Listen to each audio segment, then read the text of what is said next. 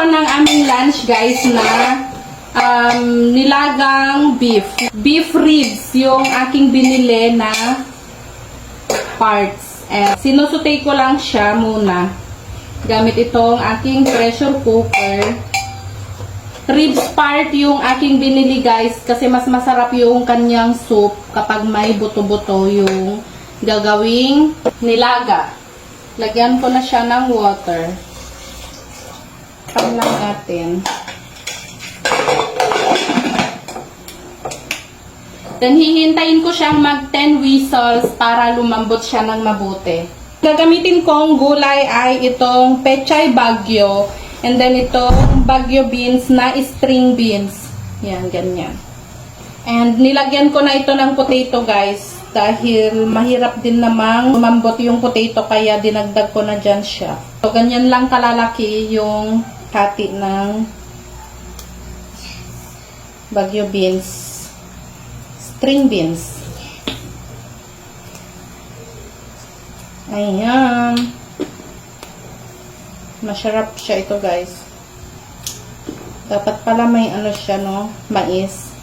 Pero wala akong mais, hindi ako nakabili. So ito na lang. Yung aking vegetable na ipansasahog.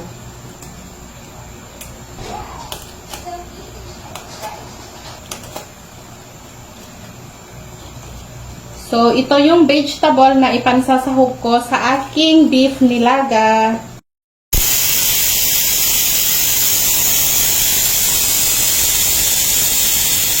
Natapos na siyang mapalambot guys. So ilalagay ko na itong bagyo beans and then yung matigas na part ng rumbok. And itong bagyo beans. Ilalagay ko na siya para maluto din. Ayan na yung kanyang itsura. Masarap yung soup niyan guys. And then lalagyan ko lang siya guys ng beef cubes para dagdag siya sa kanyang lasa. Ayan. Ilalagay ko lang yung buo. Ayan.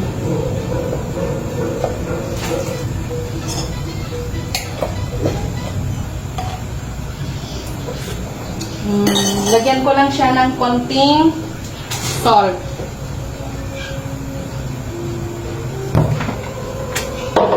Patis.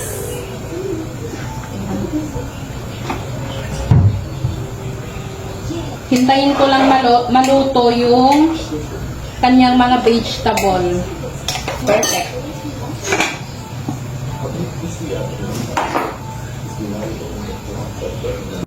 And yung aking mga anak ay may kanya-kanya silang sariling mundo. Mark, what's that? Why did you kick? So, ayan. Naglalaro yung mga bata. And ito naman. What are you doing, Ella? Nanonood din siya sa kanyang cellphone. Ako naman ay nanonood ng Indian movie. Yung Gajini 2008 yata yun. Basta yan. Nakita ko lang siya sa isang apps na pinag-i-scrollan ko. And parang maganda siya kaya papanoorin ko siya.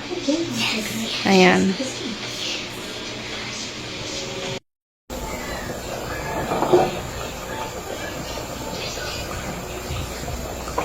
Ilalagay ko na rin itong yung leaves ng yung dahon ng bagyo pechay.